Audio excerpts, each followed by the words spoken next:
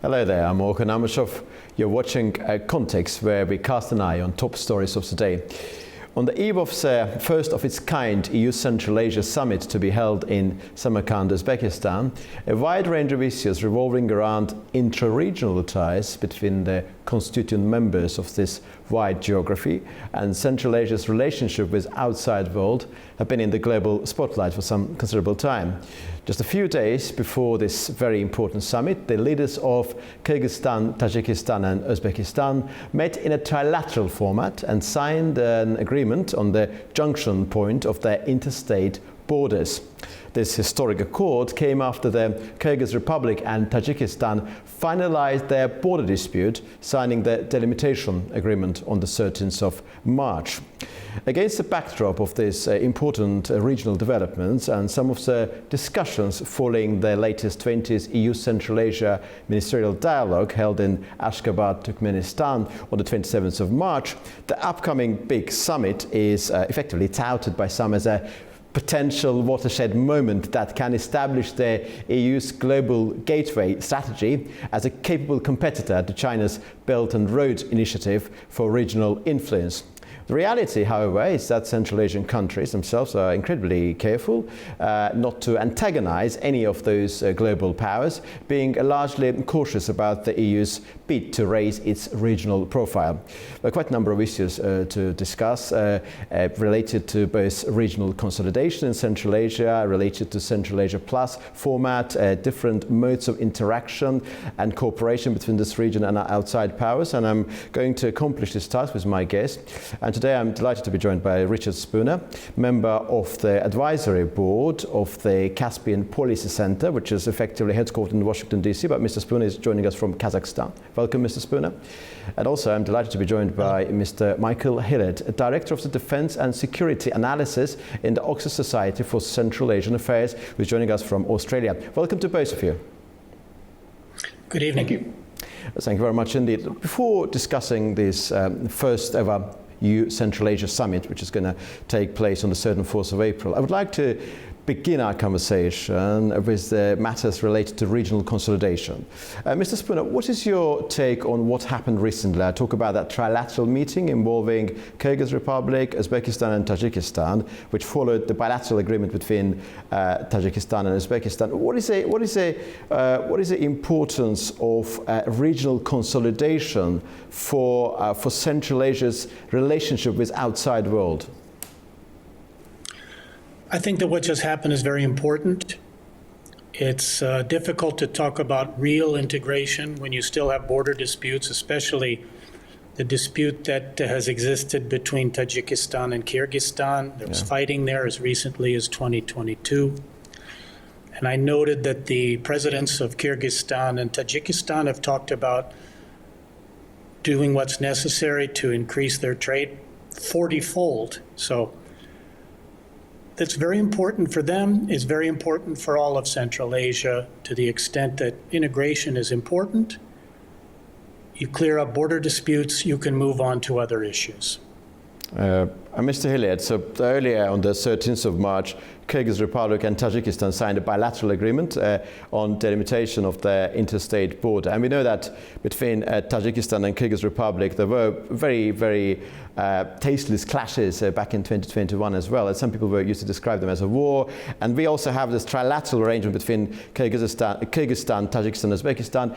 What is the importance of this border resolution for this region's strategic autonomy? It is very important for strategic autonomy, and it's going to be very important for all three states. It does clear up a number of the border disputes that have happened over the years, and there has been, areas where no one can agree on the border. There has been disputes. People can't agree on which village is which, and this ended in a pretty disastrous clash in 2022. Whilst it's a very positive move and does show that this region is looking to integrate further into itself, which is always a good sign.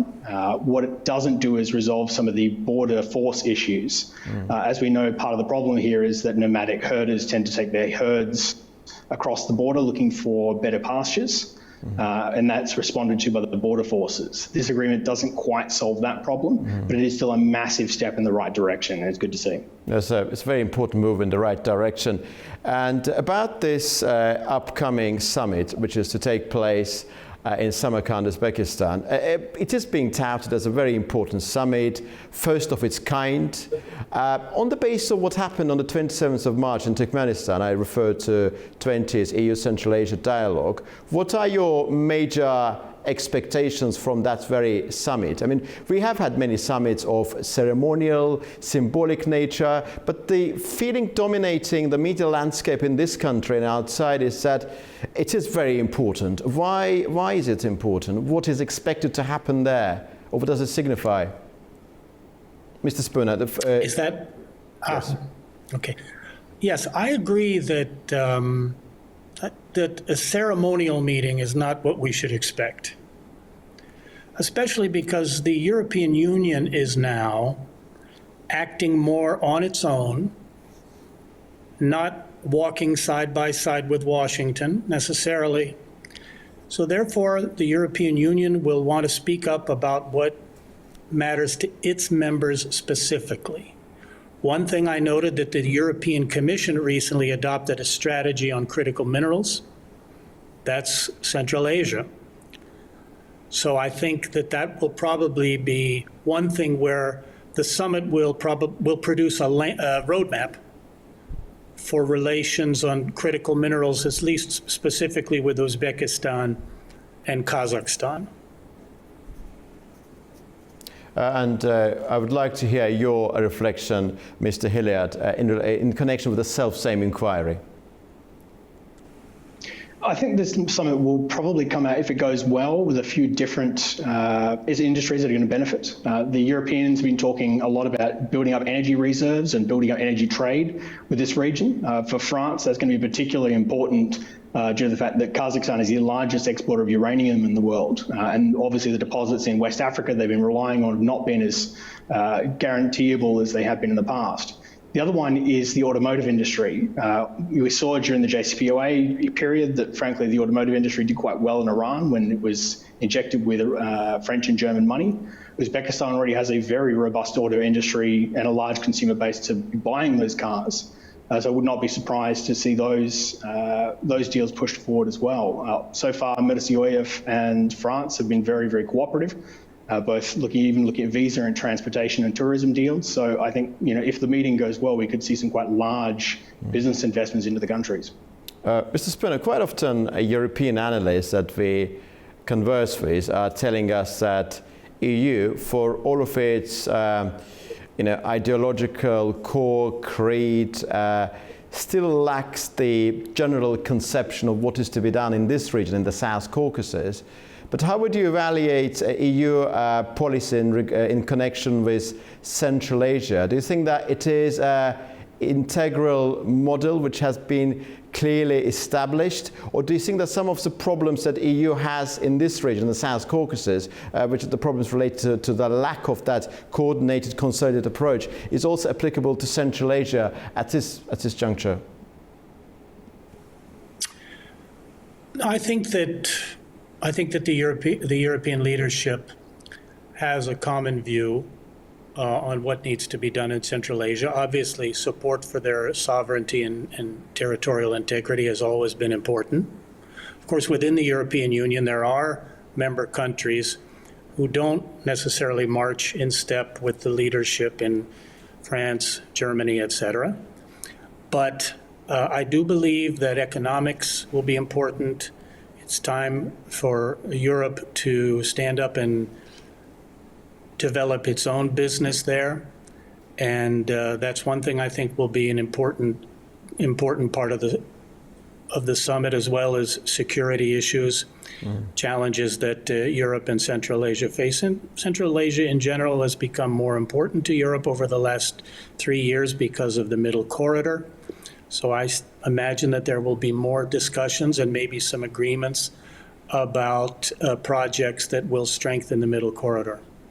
Yes, indeed. I think the energy, connectivity, and connectivity naturally entails the Middle Corridor are likely to be the key themes dominating the summit in Uzbekistan.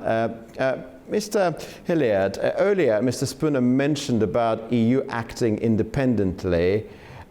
In bearing in mind that it is likely that EU will act in a way that will not, that the manner of their cooperation and interaction in Central Asia will not be coordinated with the United States. What does this divergence, the lack of consolidation and coordination between EU and US mean for the competition for China? Do you think it creates new opportunities for China to muscle in more, or what does it signal for China? Possibly. The EU and the US have always had a slightly different view of Central Asia and slightly different priorities. The US, almost every conversation you have with diplomats in the region is usually regarding Afghanistan, terrorism, ISKP, whereas when you're talking about the EU, that's mostly looking at trade, integration, oil and energy, as well as uranium coming out of the region. So, the fact that the EU is spearheading this is not particularly surprising, but shows that this is a region that has a lot to offer. I think the US is kind of taking a bit of a step back. I don't think that will particularly change what China's doing in the region too much, but it will change who the business leaders are looking to for Western capital and investment, and the EU seems like the obvious choice now. Mr. Spooner, what will be the place, role or significance attributed to this region, South Caucasus, Azerbaijan, in the context of global gateway strategy and the discussions that are going to take place there? Because ultimately, if the whole construct is based on the idea of connecting Central Asia with Europe without traversing Iran or Russia, I guess apart from South Caucasus, there's no other option. What could we expect on that front? Well, I believe that the issue that you mentioned is something that the European countries have accepted and are very cognizant of. I think that they've already worked a lot on developing and strengthening the middle corridor. There have already been projects, roadmaps, funds that have been allocated by the European Union to support development of the middle corridor. So I think that that is simply going to continue. I mean, that's all, as Michael said, that's always been more important to the European Union than it has been to the United States. Now we're going to have to figure out what's really important to the United States in the region. And Mr. Hilliard, we understand that the fundamental US objection to the middle corridor is not because of Central Asia being connected with Europe, but because of China benefiting from that route. And effectively, middle corridor in that shape and form is very much commensurate with China's own initiative, Belt and Road Initiative. What are the ways to counteract this somewhat legitimate US objection, which has exacerbated the circumstances and considered to be one of the key stumbling blocks, in addition to some other stumbling blocks, of course? So the US has slightly objected to it, fairly mildly, mostly because if the US was hoping to carry out a Taiwan blockade strategy, that would not work, or China blockade strategy, that would not work if the middle corridor was there. Frankly, the biggest stumbling blocks, though, are infrastructure and capital funding. To upgrade the ports in the west coast of Kazakhstan and near the east coast of Baku to be able to handle container ships, to upgrade the rail systems, to be able to actually get the infrastructure to be able to handle the kind of container ship we're looking at is monumental.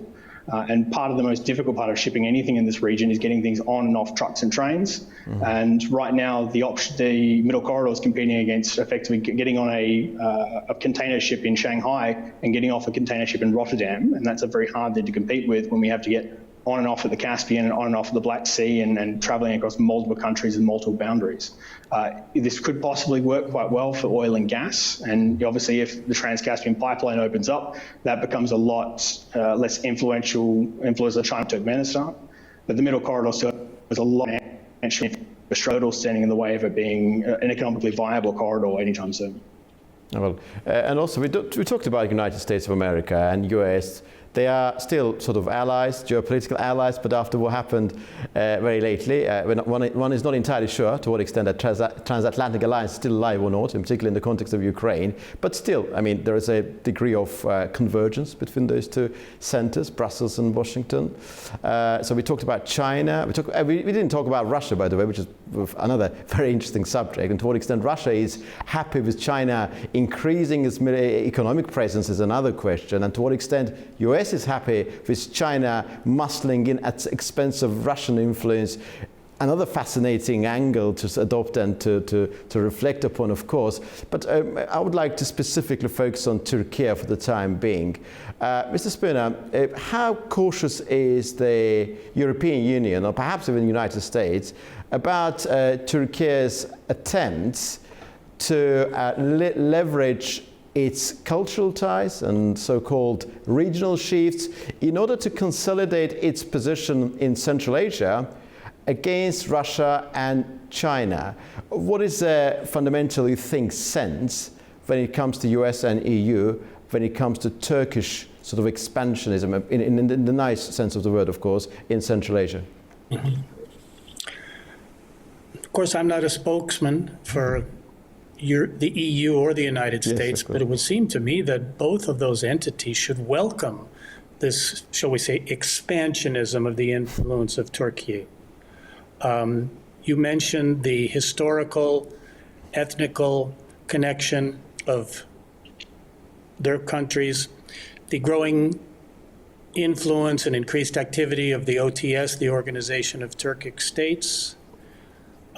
Given Turkey's position, they should be really the key sort of agent that can play a big role in strengthening the Middle Corridor. And I would think that the European Union and the United States would only welcome that. Of course, the attitude of European countries towards Turkey has been uneven. If you want to go back over the last 20 years, remember when Turkey was in ascension, talks about joining the EU, and then that was all shot down, didn't happen. But I don't think there's really a better way to sort of ramp up the development of the Middle Corridor than to cooperate very closely with Turkey and to recognize the strong role that they can and should play. That's my opinion.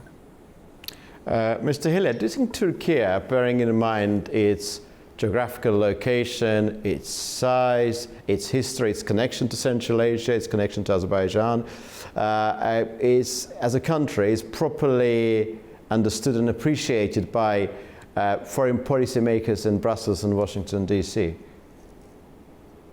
No, I think Turkey is very much underestimated, particularly their influence here in Central Asia. As my colleague pointed out, the OTS has been pretty good at bolstering ties between particularly four of the Central Asian states and Turkey. Turkey's become a larger investor, already producing, effectively the largest outside of China trading partner for Turkmenistan. And defense-wise, Turkey is becoming a very large player in the region. Effectively, most of the armored cars that these guys are now building are Turkish designs. Turkish drones are now becoming effectively the weapon of choice for most of these militaries. Turkish military exercises are going on more and more often, with the Azeris as well. So Turkey is growing in influence. The trouble is that getting goods from Turkey into Central Asia will either require going through Russia, in which case Russia will be able to undercut the market at that point, or they'll go through Iran, in which case now sanctions and obviously transiting through Turkmenistan becomes a problem. Well, but yes, Turkey on every front, but consumer goods is becoming a massive player. Yeah, well, in the context of Middle Corridor, I suppose the assumption is that Turkey and Central Asia will be connected via South Caucasus if you want to obviate the necessity of going through Iran and Russia. But there are some other ways, of course. But I feel that when you reflect on the discussion about importance of Middle Corridor, importance of the global gateway and so forth, the whole construct is designed on the basis that you have to avoid Russia and even Iran. In that sense, bearing in mind that we have noticed some, embryonic emergent signs of Russia-Ukraine normalization, so Russia-US normalization, I'm terribly sorry. and which effectively could perhaps mean that the Russia will not be isolated in a way that it is isolated today. What sort of bearing it may have upon the validity of what we're discussing literally now? Mr. Spooner, first you, please. I think you're right, of course, that the whole point of the Middle Corridor has been to avoid transporting goods through Russia. And China, I know, supports the Middle Corridor. They consider it important. They want to see stability there. I'm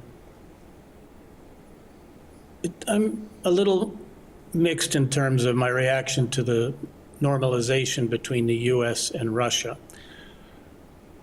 The signs of it have been obvious since the Trump administration came in, very obvious, but already I read today that President Trump is angry at Russia because he thinks maybe they're delaying achievement of a ceasefire. And I also think that President Trump is bound to realize that in the end, no matter how much he wants to normalize relations with Russia, Russia will always look upon China as a more important partner than the US. And so this sort of bromance, as they say, between President Putin and President Trump, I don't think is necessarily going to flourish going forward. I think it might be that Washington in the next period will perhaps not be quite as enthusiastic about that normalization with Russia, but we'll see. Mr. Hilliard, how enthusiastic are you about, in relation to the bromance, if to use the term used by Mr. Spooner, between President Putin and President Trump, and what sort of bearing it may have on the importance of Central Asia and the Middle Corridor? Because after all, if US and Russia normalize their relations, importance of the Middle Corridor will naturally decrease. That's one of the big problems we're having at the moment is, to get the Middle Corridor up and running is going to require a lot of investment into Kazakh and Azeri ports, because right now they're mostly geared towards gas extraction and, again, setting off gas rather than large container ships and cargo. If there was guaranteed bad relations with Russia going forward for a long time, people may look at spending that money. But the fact that it now looks like things might normalize with Russia, people are going, well, the traditional route was cheaper anyway. So, let's stick with that because that's going to be the cheapest way. So it's probably going to discourage investment going forward, unfortunately. Well, Richard Spooner and Michael Hilliard, I'm grateful to both of you for your time and for your answers. Thank you very much indeed. Thank you so much. Good to be with you. Thank you. Yeah, just converse with Mr. Richard Spooner, member of the advisory board of the Caspian Policy Center, and Michael Hilliard, Director of Defense and Security Analysis in the Oxford Society for Central Asian Affairs. We discussed the upcoming summit to be held in Samarkand, Uzbekistan, which is touted as one of the most important summits in the history of Central Asia-EU relations. And see you very soon indeed.